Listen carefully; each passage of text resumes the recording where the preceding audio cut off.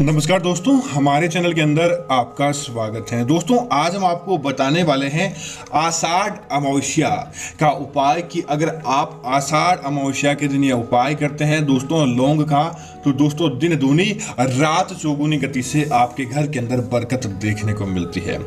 दोस्तों, सनातन धर्म में आषाढ़ अमावस्या का विशेष स्थान है। इस दिन गीता का पाठ करना अत्यंत शुभ माना जाता है। मान्यता है कि ऐसा करने से पितरों की आत्मा प्रसन्न रहती है और शांत रहती है।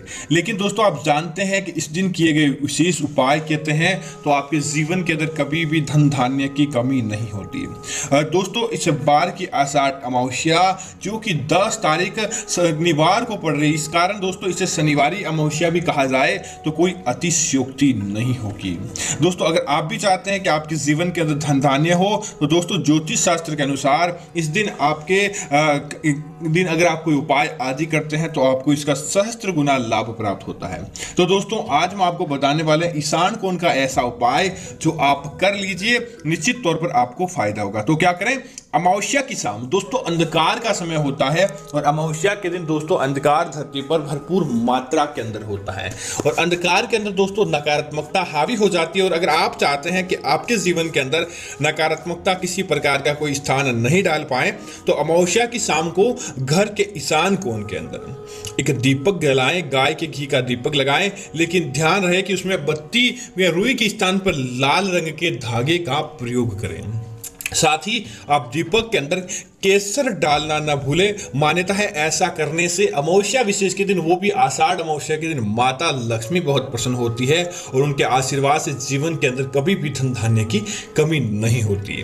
दोस्तों, ज्योतिष शास्त्र के अनुसार आषाढ़ी अमावस्या की रात 11 बजे नहाकर आप साफ पीले रंग के वस्त्र धारण कर लें।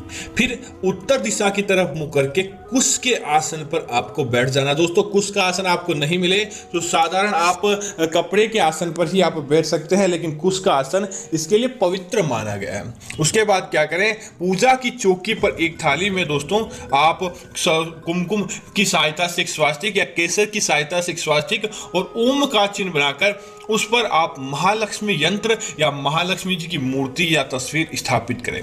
साथ ही एक थाली में अंदर शंख स्थापित करें, फिर उसके ऊपर कुमकुम या केसर से रंगे हुए चावल डालें। उसके बाद घी का दीपक जलाकर महालक्ष्मी जी का पूजन और आरती करें। मान्यता है ऐसा करने मात्र से महालक्ष्मी बहुत प्रसन्न होती है और घर धन धान्य से भरा रहता है। लेकिन दोस्तों, जो आपने थाली के अंदर स्वास्तिक या ओम का चिन्ह बनाया है, आप इस बात का ध्यान रखें, पूजा समाप्त होने के बाद उस ओम के चिन्ह के थाली को आप अपने घर की अलमारी के अंदर स्थान दें।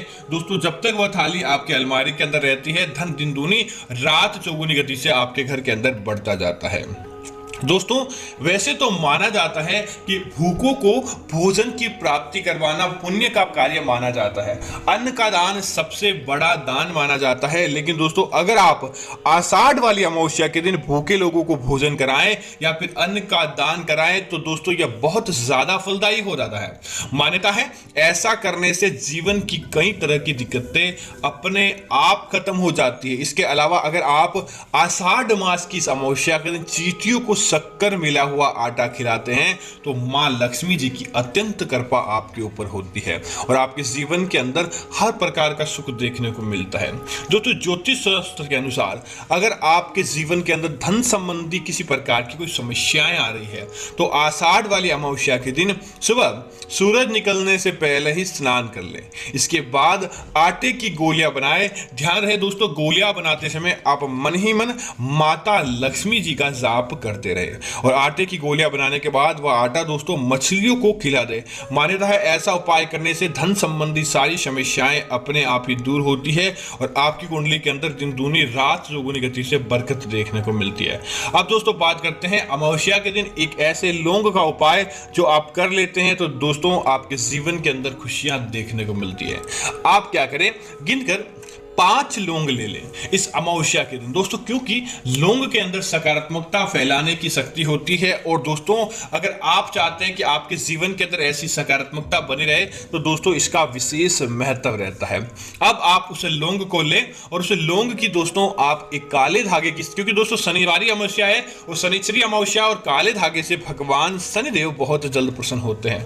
अब काले धागे की एक लौंग से माला बना लें और दोस्तों माला बनाते समय जब भी आप एक गांठ लगाएं लौंग के ऊपर, आपको ओम स शनिचराय नमः, ओम स शनिचराय नमः इस मंत्र का जाप करना नहीं भूलना है।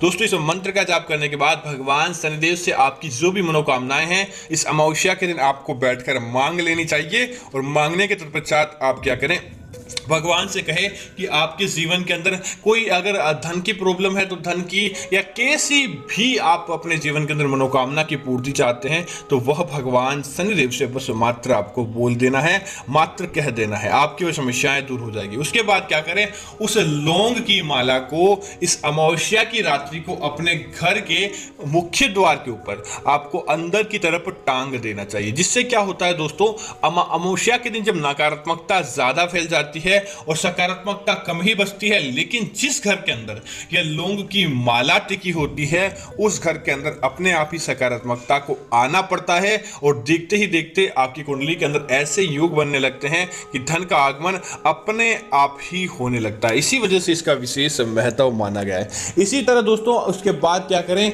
जब अमावस्या की रात्रि निकल जाए उन लौंग को लें और अपने घर की छत पर या अपने घर के पूजा घर के सामने की तरफ आपको बैठ जाना है। और बैठने के तत्पश्चात आप क्या करें कि आप उन लौंग को एक एक करके माला के साथ आपको जला देना चाहिए। उस लौंग की जो दोस्तों हवा फैलती है, उस लौंग की जो हवा के अग्नि के अंदर फैलती है उसकी सकारात्मकता आपके पूरे घर के अंदर फैलती है। तो दोस्तों आपकी कुंडली के अंदर जो दुख थे, दारुण्य थे, वह अपने आप ही टल जाते हैं और लौंग को जलाने के साथ ही जो नकारात्मकता इन्होंने अपने अंदर सो की है वह समाप्त हो जाती है। इसी वजह से इसका विशेष महत्व माना गया है।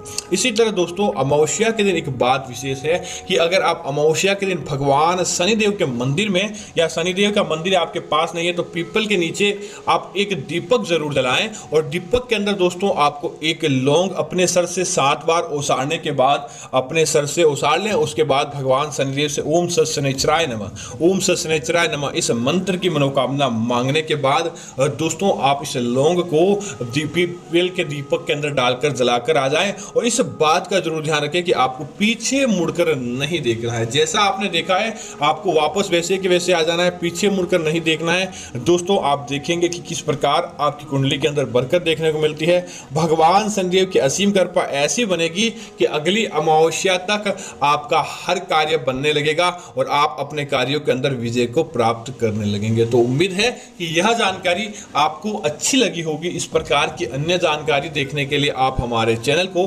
सब्सक्राइब कर सकते हैं और साथ ही साथ दोस्तों हमारे वीडियो को लाइक करना और वीडियो को शेयर करना ना भूलें, ताकि ऐसी जानकारी आपको मिलती रहे। और वीडियो